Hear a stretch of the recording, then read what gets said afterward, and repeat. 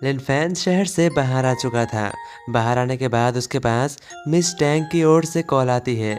Miss Tang लिनफेन से सवाल पूछती है, लिनफेन क्या तुम्हारा सामना उस घोस्ट कैसल से हुआ था?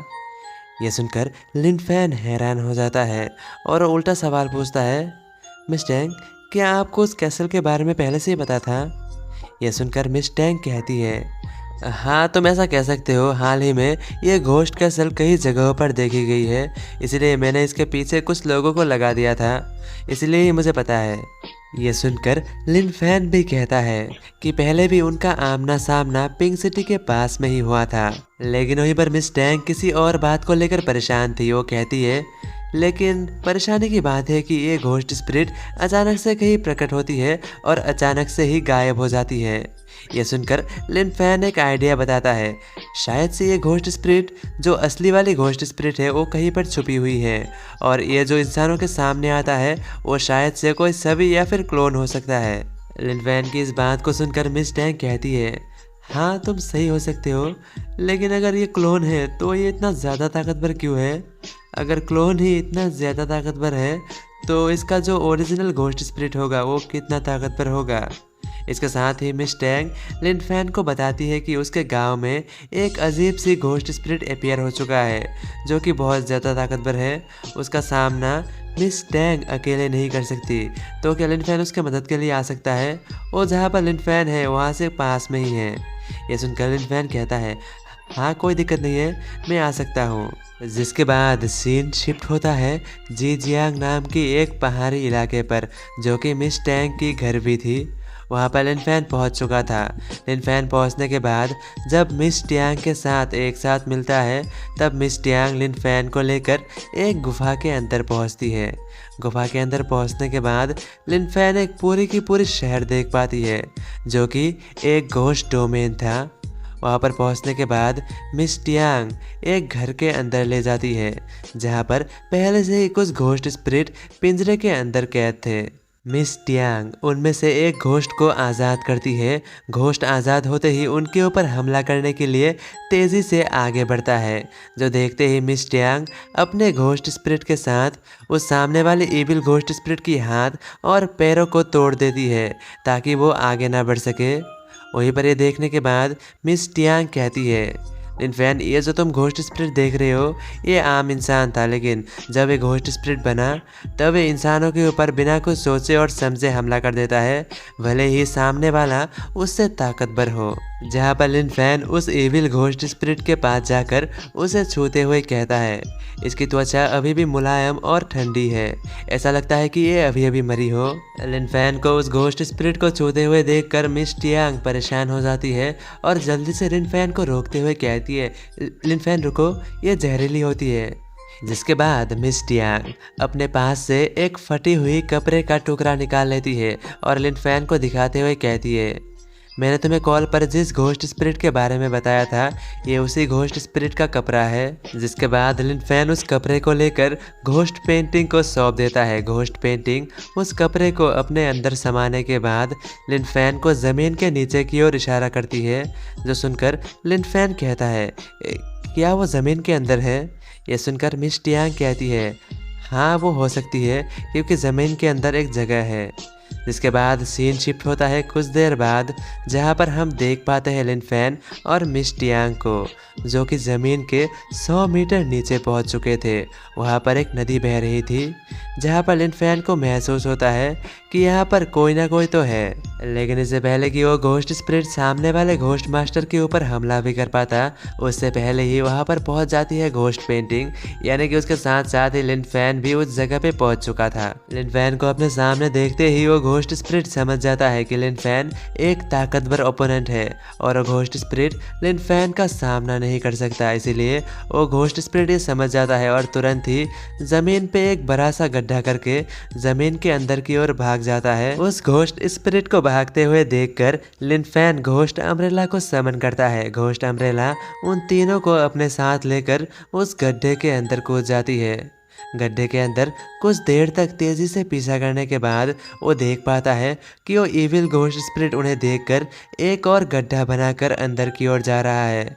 वहीं पर घोस्ट अम्ब्रेला भी उसका पीछा करते करते उस दूसरे गड्ढे के अंदर भी पहुंच जाता है, लेकिन वो कोई गड्ढा नहीं बल्कि एक पोर्टल रहता है। उसके अंदर पहुंचते ही वो किसी एक दूसरी जगह पर पहुंच जाता है जो शायद से किसी का घोस्ट डोमेन था।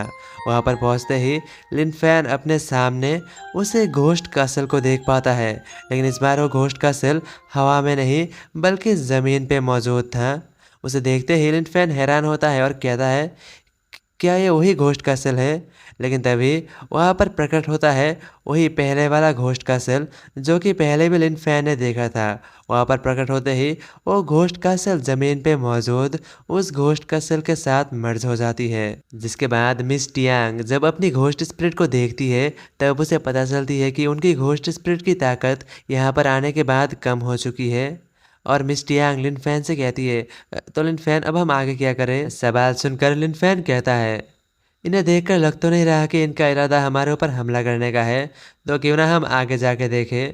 इसके बाद मिस टियांग और लिन फैन घोस्ट हॉर्स के ऊपर बैठकर शहर के अंदर पहुंचता है, लेकिन शहर पर उनके अलावा और कोई भी नहीं था। और ऐसे ही कुछ देर तक घूमने के बाद मिस टियांग और लिन फैन घोस्ट हॉर्स के साथ उस पैलेस के मेन गेट के सामने पहुंचता है।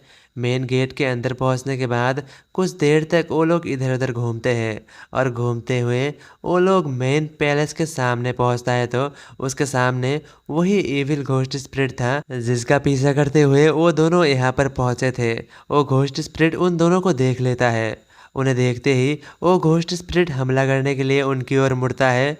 वहीं पर टैंग अपनी घोस्ट स्पिरिट को समन करती है और साथ ही हमला करने के लिए आगे भेज देता है। वहीं पर लिन फैन समन करता है ननरी मास्टर को और कहता है ननरी मास्टर मैं ये सब आपके ऊपर छोड़ता हूँ। वहीं पर मिस टियांग की घोस्ट स्पिरिट उस सामने वाले घोस्ट स्पिरिट के ऊपर अपने बेलों से हमला करती है, लेकिन वो घोस्ट स्पिरिट पहले से भी ताकतवर लग रहा था और वो बड़े ही फुर्ती से उस घोस्ट स्पिरिट की बेलों को टुकड़ों में बांट देती है। वहीं पर घोस्ट स्टोन के ऊपर भी हमला करता है जिससे घोस्ट स्टोन को भी नुकसान पहुंचता है। वहीं पर मिस टियांग को एहसास हो जाती है कि सामने वाला घोस्ट स्पिरिट पहले से भी ताकतवर हो चुका है और उसकी रफ्तार भी बढ़ चुकी है। वहीं पर हम देख पाते हैं ननरी मास्टर को जो कि अपनी उसी आर्टिफैक्ट को निकाल लिया था जिसकी मदद से वो किसी भी घोस्ट स्पिरिट को कंट्रोल कर सकती थी। ननरी मास्टर उस आर्टिफैक्ट को बजाती है और इसके साथ ही हम देख पाते हैं उस इविल घोस्ट स्पिरिट को जो कि धीरे धीरे कमज़ोर पड़ने लग जाता है, जिसका फ़ायदा उठाकर मिस टियांग की घोस्ट स्पिरिट उस इविल घोस्ट स्पिरिट को अपनी बेलों से जकड़ लेती है और उसे घुमाते हुए दूर फेंक देती है। और साथ ही उसके पीछे ही घोस्ट स्टोन मौजूद था जो कि पत्थरों को नुकीला बना देता है जिससे उस घोस्ट स्पिरिट के बॉडी पर वो नुकीले हिस्से आर पार हो जाता है। लेकिन क्या वो इविल घोस्ट स्पिरिट इसके बावजूद भी एक पल के लिए भी नहीं रुकता और वो तुरंत ही उठकर उनके ऊपर हमला करने के लिए दौड़ता है। ये देखकर मिस टियांग हैरान हो जाती है और कहती है आखिर ये कैसे पॉसिबल है, ये अभी भी हिल कैसे सकता है। ये सुनकर लिन फैन कहता है शायद से इसके ऊपर ये आम से हमले काम नहीं करते।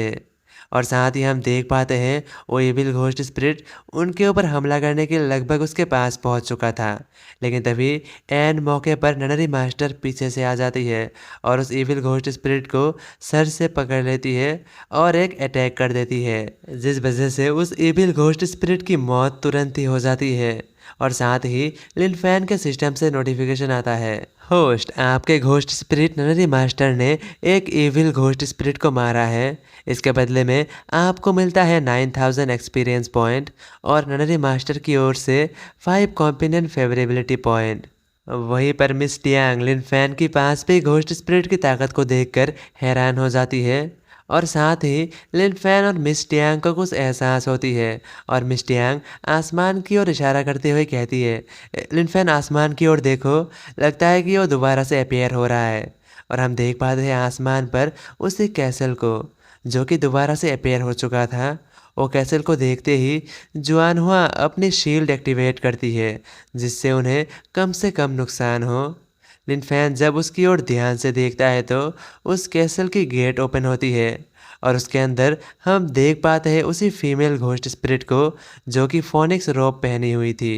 वो घोस्ट स्पिरिट अपने कुर्सी से उठकर एक कदम आगे बढ़ाता है और इसी के साथ लिन फैन और मिस टियांग को बहुत ही खतरनाक ऑरा महसूस होती है और वो जब अपनी दूसरी कदम आगे बढ़ाती है तो देखते ही देखते जुआनहुआ की घोस्ट डोमेन यानी कि वो शील्ड डिस्ट्रॉय हो जाता है और उनके चारों ओर बिखर जाता है।